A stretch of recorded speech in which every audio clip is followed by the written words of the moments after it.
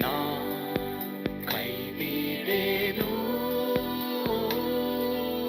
ನಾ ಕೈ ಬಿಡೆನು.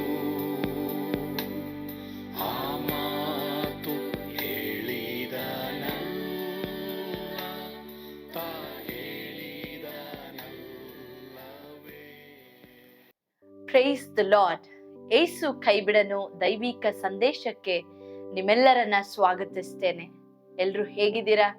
ನೀವೆಲ್ಲರೂ ಚೆನ್ನಾಗಿದ್ದೀರಾ, ಆರೋಗ್ಯವಾಗಿದ್ದೀರಾ, ಕ್ಷೇಮವಾಗಿದ್ದೀರಾ ಎಂಬುದಾಗಿ ನಾವು ನಂಬ್ತೇವೆ. ನಿಮ್ಗೋಸ್ಕರ ಪ್ರಾರ್ಥಿಸಲಿದ್ದೇವೆ. ಈ ದಿನ ಧ್ಯಾನಕ್ಕಾಗಿ ಆರಿಸಿಕೊಂಡಿರುವಂತ ಸತ್ಯವೇದ ಭಾಗ ಕೀರ್ತನೆ 27ನೇ ಅಧ್ಯಾಯ 1ನೇ ವಚನ. ಯೆಹೋವನು ನನಗೆ ಬೆಳಕು ರಕ್ಷಕನು ಆಗಿದ್ದಾನೆ, ನಾನು ಯಾರಿಗೆ ಭಯಪಟ್ಟೆನು? ಯೆಹೋವನು ನನ್ನ ಪ್ರಾಣದ ಆಧಾರವು, ನಾನು ಯಾರಿಗೆ ಹೆದರೇನು? ಈ ಕೀರ್ತನೆಯನ್ನ ನಾವು ನೋಡುವಾಗ ಇದು ದಾವೀದನ ಕೀರ್ತನೆ. ದಾವೀದನು ಅನೇಕ ವೈರಿಗಳ ಮಧ್ಯದಲ್ಲಿ ದಾವೀದನನ್ನ ನುಂಗಿ ಬಿಡುವಂತ ಸಮಯ, ದಾವೀದನ್ನು ಕೆಳಕ್ಕೆ ಬೀಳ್ಬೇಕು, ದಾವೀದನನ್ನ ಕೊಂದು ಹಾಕಬೇಕು, ದಾವೀದನು ಹಾಳಾಗಿ ಹೋಗ್ಬೇಕು ಎಂಬುದಾಗಿ ಅನೇಕ ಕಣ್ಣುಗಳು, ಅನೇಕ ಕೇಡಿನ ಅಪಾಯಗಳು ಆತನನ್ನ ಸುತ್ತಿಕೊಂಡಿರುವಾಗ ದಾವೀದನು ಬರೆದಂತ ಕೀರ್ತನೆ. ಇವತ್ತು ನಾನು ನಿಮ್ಮೊಟ್ಟಿಗೆ ಮಾತನಾಡುವಂತ ವಿಷಯ, ನಾನು ಯಾರಿಗೆ ಹೆದರೇನು? whom shall I fear? ದಾವೀದನು ಇಲ್ಲಿ ನಂಬಿಕೆಯಿಂದ ಒಂದು ಮಾತನ್ನ ಹೇಳ್ತಾ ಇದ್ದಾನೆ. ಕೀರ್ತನೆಗಾರ ಭಯದ ಸಂದರ್ಭದಲ್ಲಿ, ಭಯ ಬರುವಂತ ಸಮಯದಲ್ಲಿ ಕರ್ತನನ್ನ 3 ರೀತಿಯಾಗಿ ಈ ಒಂದು ಕೀರ್ತನೆಯಲ್ಲಿ ವರ್ಣಿಸ್ತಾರೆ. ಈ ಒಂದು ಕೀರ್ತನೆಯಲ್ಲಿ ಕರ್ತನನ್ನ 3 ವಿಧವಾಗಿ, 3 ರೀತಿಯಲ್ಲಿ ಆತನನ್ನ ಪ್ರೊಟೆಕ್ಟ್ ಮಾಡಿದಂತ, ಆತನನ್ನ ಕಾಪಾಡಿದಂತ ವಿಧಗಳನ್ನ ದಾವೀದನು ಅನುಭವಿಸ್ತಾನೆ. ಆ 3 ವಿಧಗಳನ್ನ ನಾವು ನೋಡುವಾಗ ಇದೇ ಕೀರ್ತನೆಯಲ್ಲಿ, ಆ ವಚನದಲ್ಲಿ ನಾವು ನೋಡುವಾಗ, ಕೀರ್ತನೆ 27 1ನೇ ವಚನದಲ್ಲಿ ನಾವು ನೋಡುವಾಗ, ಯೆಹೋವನು ನನಗೆ ಬೆಳಕು ಎಂಬುದಾಗಿ ದಾವೀದನು ಹೇಳ್ತಾನೆ. ಇವತ್ತು ನಾವು ಲೋಕದಲ್ಲಿ ನಾವು ನೋಡುವಾಗ, ನಾವು ಮನೆಗಳಲ್ಲಿ ಬೆಳಕನ್ನ ಯೂಸ್ ಮಾಡ್ತೇವೆ ಅಲ್ವಾ? ಆ ಬೆಳಕು ಒಂದು ವೇಳೆ ಇಲ್ಲದೆ ಹೋದ್ರೆ ನಾವು ಯಾವ ಮಾರ್ಗದಲ್ಲಿ ನಡಿಬೇಕು ಎಂಬುದಾಗಿ ನಮ್ಗೆ ಗೊತ್ತಾಗಲ್ಲ. ನಾವೇನ್ ಮಾಡ್ತೀವಿ, ಯಾವುದೋ ಒಂದು ಮಾರ್ಗದಲ್ಲಿ ಹೋಗಿ ಎಲ್ಲೋ ಒಂದ್ ಕಡೆ ಗುದ್ಕೊಂಡು ನಾವು ಬೀಳುವವರಾಗಿರ್ತೇವೆ. ಒಂದು ವೇಳೆ ನಮ್ಮ ಮನೆಯಲ್ಲಿ ಬೆಳಕು ಇಲ್ಲ, ಕತ್ತಲೆ ಎಲ್ಲ ಕಡೆ ಇದ್ರೆ ನಾವು ಬೀಳುವಂತ ಅನೇಕ ಸಂದರ್ಭಗಳು ಉಂಟಾಗ್ತದೆ. ಅದೇ ರೀತಿಯಾಗಿ ದಾವೀದನು ತನ್ನ ಜೀವಿತದಲ್ಲಿ ಕರ್ತನು ಬೆಳಕಾಗಿದ್ದಾರೆ ಎಂಬುದಾಗಿ ದಾವೀದನು ನಂಬಿಕೆಯಿಂದ ಹೇಳ್ತಾ ಇದಾರೆ. ಅದನ್ನ ಅನುಭವ ಕೂಡ ಮಾಡ್ತಾನೆ. ಹೀಗಾಗಿ ನಾನು ಹೆದರೋದಿಲ್ಲ, ಯಾಕಂದ್ರೆ ಕರ್ತ ನನ್ ಬೆಳಕಾಗಿದ್ದಾರೆ. ನಾನು ಯಾವ ಮಾರ್ಗದಲ್ಲಿ ನಾನು ನಡಿಬೇಕು, ನನಗೆ ಬೆಳಕನ್ನ ಕೊಟ್ಟು ನಾನು ನಡಿಬೇಕಾದ ಮಾರ್ಗವನ್ನ ನನಗೆ ಬೋಧಿಸ್ತಾರೆ, ನಾನು ನಡಿಬೇಕಾದ ಮಾರ್ಗದವನ್ನ ನನಗೆ ತಿಳಿಸ್ತಾರೆ ಎಂಬುದಾಗಿ ದಾವೀದನು ಅನುಭವಿಸಿದಾಗ ನಾನು ಏನಕ್ಕೆ ಭಯ ಪಡ್ಬೇಕು ಎಂಬುದಾಗಿ ದಾವೀದನು ಈ ಕೀರ್ತನೆಯಲ್ಲಿ ಬರೀತಾರೆ. ಬೆಳಕು ಅಂತ ಹೇಳೋದಾದ್ರೆ, ಬೆಳಕು ನಮ್ಗೆ ಮಾರ್ಗಗಳನ್ನ ತೋರಿಸುವಂತದ್ದಾಗಿದೆ. ಬೆಳಕು ತಡೆಯಾಗಿರುವಂತ ಕಾರ್ಯಗಳನ್ನ ನಮ್ಗೆ ನಡೆಯೋದಕ್ಕೆ ಅಡ್ಡಿಪಡಿಸುವಂತ ಕಾರ್ಯಗಳನ್ನ ತೋರಿಸಿ ಅದನ್ನ ನಾವು ದಾಟಿ ಹೋಗೋದಕ್ಕೆ ಸಹಾಯವಾಗಿರುತ್ತೆ. ಇವತ್ತು ಈ ಲೋಕದ ಬೆಳಕೆ ಆ ರೀತಿಯಾಗಿ ನಮ್ಗೆ ಸಹಾಯ ಮಾಡೋದಾಗಿದ್ರೆ, ನಮ್ಗೆ ನಿತ್ಯವಾದ ಒಂದು ಬೆಳಕು, ಪ್ರಕಾಶವಾದ ಒಂದು ಬೆಳಕು, ನಮಗೆ ತೇಜೋಮಯವಾದ ಬೆಳಕಾಗಿರುವಂತ ಆ ಏಸು ನಮ್ಮ ಜೀವಿತದಲ್ಲಿ ಬೆಳಕಾಗಿದ್ರೆ, ಇನ್ನು ನಮ್ಮ ಜೀವಿತದಲ್ಲಿ ಏನೆಲ್ಲಾ ನಾವು ದಾಟಿ ಹೋಗ್ಬೋದು. ಪ್ರಿಯ ದೇವರ ಮಕ್ಕಳೇ, ಇವತ್ತು ನಿಮ್ಮ ಮುಂದೆ ಒಂದು ವೇಳೆ ಮಾರ್ಗಗಳು ಕಾಣದೇ ಇರಬಹುದು, ಒಂದು ವೇಳೆ ಕ್ಲೋಸ್ ಡೋರ್ಸ್, ಮುಚ್ಚಿರುವಂತ ಬಾಗಿಲುಗಳು ನಿಮ್ಮ ಮುಂದಾಗಿ ಇರಬಹುದು. ನಾನು ಯಾವ ದಾರಿಯಲ್ಲಿ ನಾನು ನಡೀಲಿ, ಎಲ್ಲಾ ಕಡೆ ಮುಚ್ಚಿದೆ ಅಲ್ವಾ ಎಂಬುದಾಗಿ ನೀವು ಆಲೋಚನೆ ಮಾಡುತ್ತಾ ಈ ಶಬ್ದವನ್ನ ನೀವು ಕೇಳಿಸ್ಕೊಳ್ತಾ ಇರ್ಬೋದು. ಈ ದಿನ ಪ್ರಿಯ ದೇವರ ಮಕ್ಕಳೇ, ಏಸು ಸ್ವಾಮಿಯನ್ನ ನೀವು ಅಂಗೀಕರಿಸಿಕೊಂಡಿರುವಾಗ ಆತನು ದಾವೀದನಿಗೆ ಯಾವ ರೀತಿ ಬೆಳಕಾಗಿದ್ರೋ ಇವತ್ತು ನಿಮ್ಮ ಜೀವಿತದಲ್ಲಿಯೂ ನೆನಪು ಮಾಡ್ತಾ ಇದ್ದಾರೆ. ಕರ್ತನು, ನಾನ್ ನಿನ್ಗೆ ಬೆಳಕಾಗಿದ್ದೇನೆ ಮಗನೇ, ಮಗಳೇ, ಇನ್ನು ಯಾಕೆ ಭಯ ಪಡ್ತಾ ಇದ್ಯಾ, ಇನ್ನು ಯಾಕೆ ಹೆದರಿಕೆ ಉಳ್ಳವಳಾಗಿದ್ಯಾ ಎಂಬುದಾಗಿ ಕರ್ತನು ಈ ಮುಂಜಾನೆಯಲ್ಲಿ ನಿಮಗೆ ನೆನಪನ್ನ ಕೊಡ್ತಾ ಇದ್ದಾರೆ. ಎರಡನೇದಾಗಿ, ದಾವೀದನು ಯಾಕೆ ಭಯ ಪಟ್ಟಿಲ್ಲ, ಯಾಕೆ ಹೆದರಿಲ್ಲ ಎಂಬುದಾಗಿ ನಾವು ನೋಡುವಾಗ, ಕರ್ತನು ದಾವೀದನ ಜೀವಿತದಲ್ಲಿ ರಕ್ಷಕನಾಗಿರ್ತಾರೆ. ರಕ್ಷಕನು ಅಂದ್ರೆ ದಾವೀದನ ಜೀವಿತದಲ್ಲಿ ಬರೀ ಪಾಪಗಳಿಂದ ಬಿಡಿಸಿದಂತ ದೇವರು ಮಾತ್ರ ಅಲ್ಲ, ಅದರೊಂದಿಗೆ ಪಾಪದ ಜೀವಿತ, ತಪ್ಪಾದ ಒಂದು ಜೀವಿತದಿಂದ ದಾವೀದನನ್ನು ಬಿಡಿಸಿದ ಮಾತ್ರವಲ್ಲದೆ, ದಾವೀದನಿಗೆ ಅನೇಕ ಸಾರಿ ಶಾರೀರಿಕವಾಗಿ ಫಿಸಿಕಲ್ ಆಗಿ ಅನೇಕ ಕಾರ್ಯಗಳು ಎದುರಾದಾಗ್ಲೂ ದೇವರು ದಾವೀದನ ರಕ್ಷಕನಾಗಿರ್ತಾರೆ. ಅನೇಕ ಸಂದರ್ಭದಲ್ಲಿ ದಾವೀದನು ಕರಡಿ ಬಂದಾಗ್ಯೂ, ಸಿಂಹ ಬಂದಾಗ್ಯೂ, ಗೋಲಿಯಾತನು ಬಂದಾಗ್ಯೂ, ಫಿಲಿಸ್ಟಿಯರು ಬಂದಾಗ್ಯೂ, ಇನ್ನು ಲಿಸ್ಟ್ ಹಾಗೇ ಹೋಗ್ತಾ ಇರುತ್ತೆ. ದಾವೀದನ ವಿರುದ್ಧವಾಗಿ ಅನೇಕ ಕಾರ್ಯಗಳು ಬಂದಾಗ್ಯೂ ದೇವರು ಯೆಹೋವನು ದಾವೀದನ ಜೀವಿತದಲ್ಲಿ ರಕ್ಷಕನಾಗಿ ಇದ್ದಂತ ಸಂದರ್ಭಗಳನ್ನ ನಾವು ಸತ್ಯವೇದದಲ್ಲಿ ನಾವು ನೋಡಬಹುದು ಪ್ರಿಯ ದೇವರ ಮಕ್ಕಳೇ. ಆದ್ರಿಂದ ದಾವೀದನು ಇಲ್ಲಿ ಹೇಳ್ತಾ ಇದ್ದಾನೆ, ಕರ್ತನು ನನ್ನ ರಕ್ಷಕನಾಗಿದ್ದಾರೆ ಎಂಬುದಾಗಿ. ಮೂರನೇದಾಗಿ ದಾವೀದನು ಯಾಕೆ ಭಯ ಪಟ್ಟಿಲ್ಲ ಎಂಬುದಾಗಿ ನಾವು ನೋಡುವಾಗ, ದಾವೀದನಿಗೆ ಕರ್ತನು ದಾವೀದನ ಪ್ರಾಣದ ಆಧಾರವಾಗಿರ್ತಾರೆ. ಆಧಾರ ಅಂದ್ರೆ ಒಂದು ಸ್ಟ್ರೆಂತ್ ಎಂಬುದಾಗಿ. ಇವಾಗ ಒಂದು ಮನೆಯ ಸುತ್ತಲೂ ಒಂದು ಕಾಂಪೌಂಡ್ ಇರೋದಾದ್ರೆ, ಅಥವಾ ಆಗಿನ ಕಾಲಗಳಲ್ಲಿ ಒಂದು ಅರಮನೆಯ ಸುತ್ತಲೂ ಕೋಟೆ ಇರ್ತಾ ಇತ್ತು. ಆ ಕೋಟೆ ಅವರನ್ನ ವೈರಿಗಳಿಂದ ತಪ್ಪಿಸುವಂತ ಕೋಟೆ ಆಗಿತ್ತು. ಒಂದು ಒಂದು ಒಂದು ಸಂರಕ್ಷಿಸುವಂತ ಒಂದು ಕೋಟೆ. ದೇವರ ಒಂದು ಗೈಡೆನ್ಸ್, ಒಂದು ಪ್ರೊಟೆಕ್ಷನ್ ಯಾವಾಗ್ಲೂ ಆ ಕೋಟೆ ಅಂದ್ರೆ ದೇವರ ಒಂದು ಗೈಡೆನ್ಸ್, ದೇವರ ಒಂದು ಮಾರ್ಗದರ್ಶನ, ಒಂದು ಪ್ರೊಟೆಕ್ಷನ್, ದೇವರ ಕಾಪಾಡುವಿಕೆಯನ್ನ ಸೂಚಿಸುವಂತದ್ದಾಗಿದೆ. ಹೀಗಾಗಿ ದಾವೀದನು ಭಯ ಪಟ್ಟಿಲ್ಲ. ದಾವೀದನಿಗೆ ಗೊತ್ತಿತ್ತು ಕರ್ತನೇ ನನ್ನ ಕೋಟೆ ಎಂಬುದಾಗಿ. ದಾವೀದನು ಕೀರ್ತನೆಯಲ್ಲಿ ಎಷ್ಟೊಂದು ಸಾರಿ ಹೇಳಿದ್ದಾನೆ, ಕರ್ತನೇ ನನ್ನ ಕೋಟೆ, ಕರ್ತನೇ ನನ್ನ ಗುರಾಣಿ ಎಂಬುದಾಗಿ. ದಾವೀದನು ತನ್ನ ಜೀವಿತದಲ್ಲಿ ಈ ಎಕ್ಸ್ಪೀರಿಯನ್ಸ್ಡ್ ಇಟ್, ಆತನು ಅನುಭವಿಸಿದ ಕರ್ತನ ಒಂದು ಆಧಾರವನ್ನ ರುಚಿಸಿ ನೋಡಿದ. ಅದಕ್ಕೆ ದಾವೀದ ಹೇಳ್ತಾ ಇದ್ದಾನೆ, ಕರ್ತನು ನನಗೆ ಬೆಳಕು ರಕ್ಷಕನು ಆಗಿದ್ದಾನೆ, ನಾನು ಯಾರಿಗೆ ಭಯಪಟ್ಟೆನು, ಕರ್ತನೇ ನನ್ನ ಪ್ರಾಣದ ಆಧಾರವು, ನಾನು ಯಾರಿಗೆ ಹೆದರೇನು ಎಂಬಂತ ನಂಬಿಕೆಯ ಒಂದು ಕೀರ್ತನೆಯನ್ನ ದಾವೀದನು ಇಲ್ಲಿ ಬರೆದಿರುವುದನ್ನ ನಾವು ನೋಡ್ತೇವೆ. ಪ್ರಿಯ ದೇವರ ಮಕ್ಕಳೇ, ಇವತ್ ನೀವು ಯಾವುದಕ್ಕೆ ಭಯ ಪಡ್ತಾ ಇದ್ದೀರಾ? ಯಾವ ಕಾರ್ಯದ ಕುರಿತು ಹಂಚ್ತಾ ಇದ್ದೀರಾ? ಯಾವ ಕಾರ್ಯದ ಕುರಿತು ಹೆದರಿಕೆ ಉಳ್ಳವರಾಗಿದ್ದೀರಾ? ಪ್ರಿಯ ದೇವರ ಮಕ್ಕಳೇ, ನೀವು ಯೇಸು ಸ್ವಾಮಿಯನ್ನ ನೀವು ನಂಬುವಾಗ, ಆತನನ್ನೇ ನೀವು ನೋಡುವಾಗ, ಆತನನ್ನೇ ನೀವು ಆರಾಧಿಸುವಾಗ, ಆತನು ನಿಮ್ಮ ಜೀವಿತದಲ್ಲಿ ಬೆಳಕು, ರಕ್ಷಕನು, ನಿಮ್ಮ ಜೀವಿತಕ್ಕೆ ಪ್ರಾಣದ ಆಧಾರವೂ ಆಗಿರ್ತಾರೆ. ಹೀಗಾಗಿ ನೀವು ಭಯ ಪಡುವಂತ ಅಗತ್ಯವಿಲ್ಲ, ನೀವು ಹೆದರುವಂತ ಅಗತ್ಯವಿಲ್ಲ ಪ್ರಿಯ ದೇವರ ಮಕ್ಕಳೇ. ಯಾಕೆಂದ್ರೆ ಬೆಳಕಾಗಿರುವಂತ ಕರ್ತನು, ನಿಮ್ಮ ರಕ್ಷಕನಾಗಿರುವಂತ ಕರ್ತನು, ನಿಮ್ಮ ಆಧಾರವಾಗಿರುವಂತ ಕರ್ತನು, ನಿಮ್ಮ ಪ್ರಾಣಕ್ಕೆ ಆಧಾರವಾಗಿರುವಂತ ಕರ್ತನು ನಿಮ್ಮ ಸಂಗಡವಿರುವಾಗ ಯಾತಕ್ಕಾಗಿ ಭಯ, ಯಾತಕ್ಕಾಗಿ ಹೆದರಿಕೆ ಉಳ್ಳವರಾಗಿದ್ದೀರಾ ಪ್ರಿಯ ದೇವರ ಮಕ್ಕಳೇ? ಇವತ್ತು ನೀವು ಅವರನ್ನೇ ನೋಡುವಾಗ ನಿಮ್ಮ ಜೀವಿತದಲ್ಲಿ ಖಂಡಿತವಾಗಿ ಆತನು ಬೆಳಕಾಗಿ ಮಾರ್ಗಗಳನ್ನು ತೋರಿಸ್ತಾರೆ.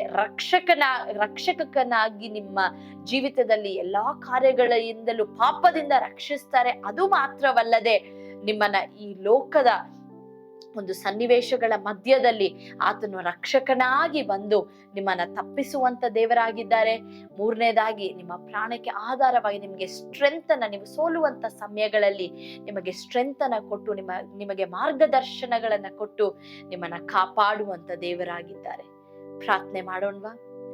ಪ್ರೀತಿಯುಳ್ಳ ಯೇಸುವೆ, ಈ ಮುಂಜಾನೆ ಈ ವೇಳೆಯಲ್ಲಿ ಕರ್ತನೇ ಸ್ವಾಮಿ, ನಿನ್ನ ವಾಕ್ಯಗಳನ್ನ ಕೇಳಿಸ್ಕೊಳ್ತಾ ಇರುವಂತ ಈ ಒಂದೊಂದು ದೇವ ಮಕ್ಕಳನ್ನ ಸ್ವಾಮಿ, ಅವ್ರು ಯಾವ ವಿಷಯದಲ್ಲಿ ಭಯ ಪಡ್ತಾ ಇದ್ದಾರೋ, ಯಾರನ್ನ ಕುರಿತು ಭಯ ಪಡ್ತಾ ಇದ್ದಾರೋ, ಯಾವ ಸನ್ನಿವೇಶದ ಕುರಿತು ಹೆದರಿಕೆ ಉಳ್ಳವರಾಗಿದ್ದಾರೋ, ಈ ಮುಂಜಾನೆಯಲ್ಲಿ ನೀವು ವಾಗ್ದಾನ ಮಾಡ್ತಾ ಇದ್ದೀರಾ, ನೀವು ಅವ್ರಿಗೆ ಬೆಳಕಾಗಿರ್ತೀನಿ ಎಂಬುದಾಗಿ, ರಕ್ಷಕನಾಗಿರ್ತೀನಿ, ಪ್ರಾಣದ ಆಧಾರವಾಗಿರ್ತೀನಿ ಎಂಬುದಾಗಿ ವಾಗ್ದಾನ ಮಾಡ್ತಾ ಇದ್ದೀರಪ್ಪ.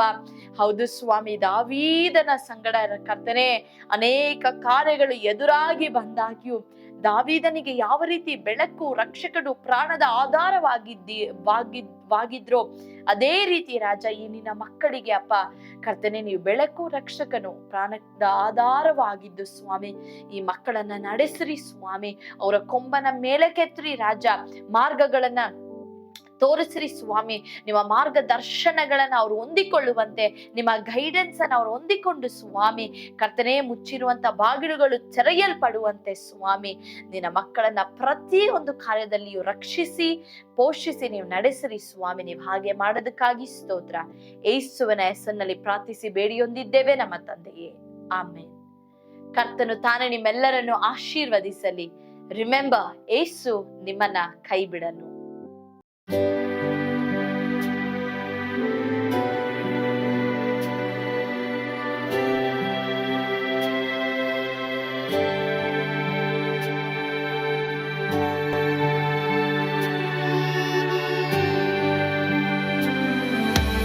ನಾನು ಪಾತ್ರದಲ್ಲಿ ಇರುವಾಗಲೂ ನೀನು ಭಯಪಟ್ಟು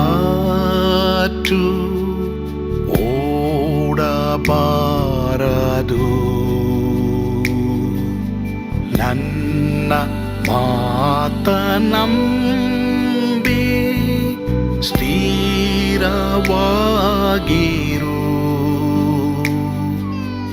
ನಿನ್ನ ಬಿಡಲಾರೆ, ಬಿಡೆನು ಎಂದೆಂದಿಗೂ.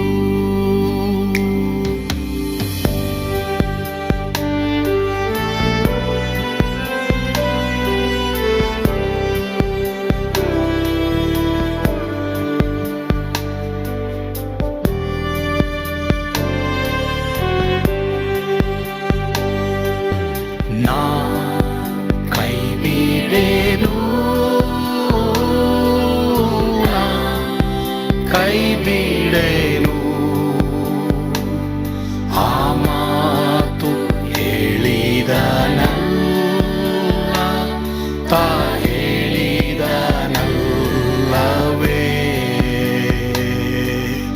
ನಾ ಕೈ ಬಿಡೆನು, ಕೈ ಬಿಡೆನು. ಆ ಮಾತು ಹೇಳಿದನಲ್ಲ, ತಾ ಹೇಳಿದನಲ್ಲವೇ.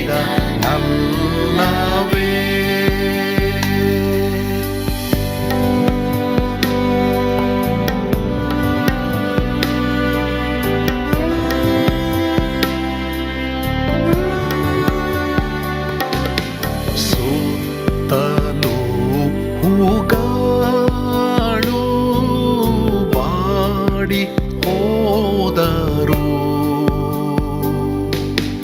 ಮೇಲೆ ಸ್ವರ್ಗದೋಳು ಬಾದಲಾಗದು.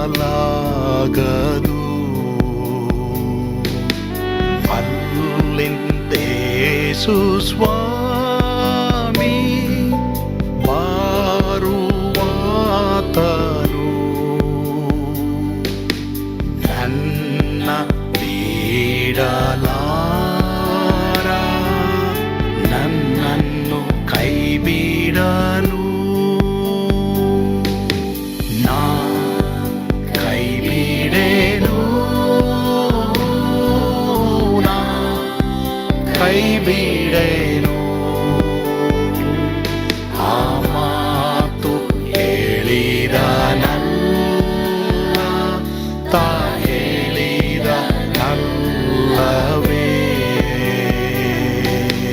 ನಾ ಕೈ ಬಿಡೆನು, ನಾ ಕೈ ಬಿಡೆನು. ಆ ಮಾತು ಹೇಳಿದನಲ್ಲ, ತಾ ಹೇಳಿದನಲ್ಲವೇ.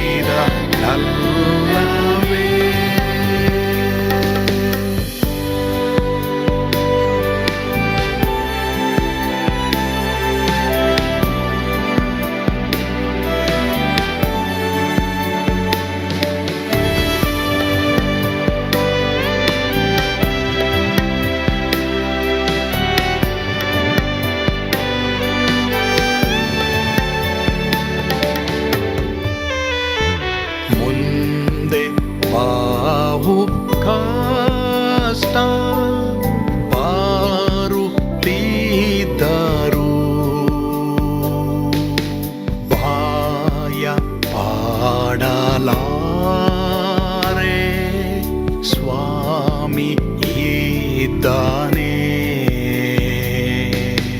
ಬಾಲವಾಗಿ ನಿಂತು ಆ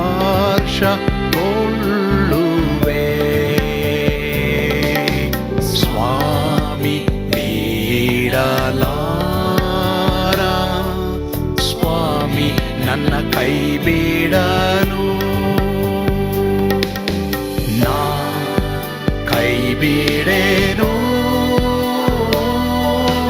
ನಾ ಕೈ ಬಿಡೆನು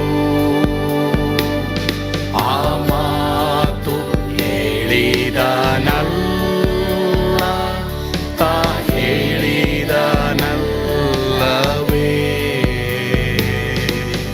ನಾ ಕೈ ಬಿಡೆನು ನಾ ಕೈ ಬಿಡೆನು ಆ ಮಾತು ಹೇಳಿದನಲ್ಲ ತಾ ಹೇಳಿದನಲ್ಲವೇ ತಾ ಹೇಳಿದನಲ್ಲವೇ